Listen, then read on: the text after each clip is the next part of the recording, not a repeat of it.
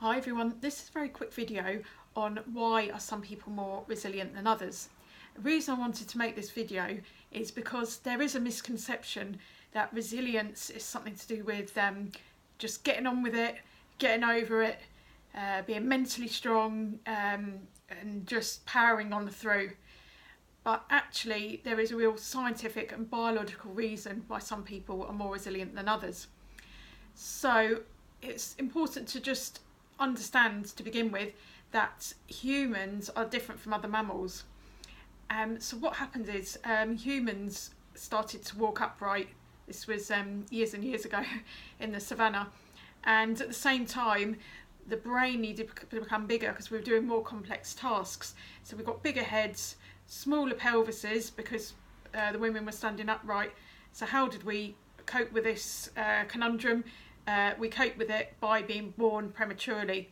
So that is why with humans we are reliant on our caregivers for 18 years, first 18 years of our lives, which is unheard of with other mammals.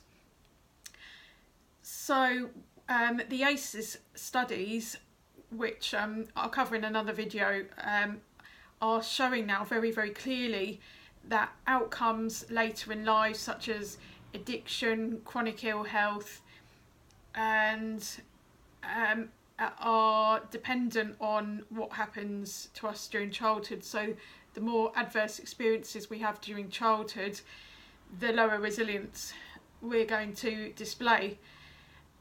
So there's one analogy that I heard from Irene Lyon, which was that it's like one of those pools full of balls, and if you've experienced a lot of adverse effects, the pool is already quite full, so you can't cope with adding a lot more balls or adding much stress to the container without it getting too much and it overflowing and the person not being able to cope.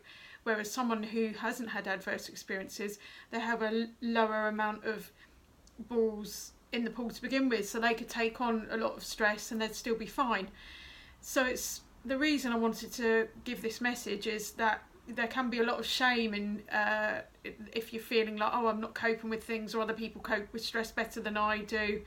It's not something you're going to be able to switch off with your mind, so there's no point beating yourself up about it.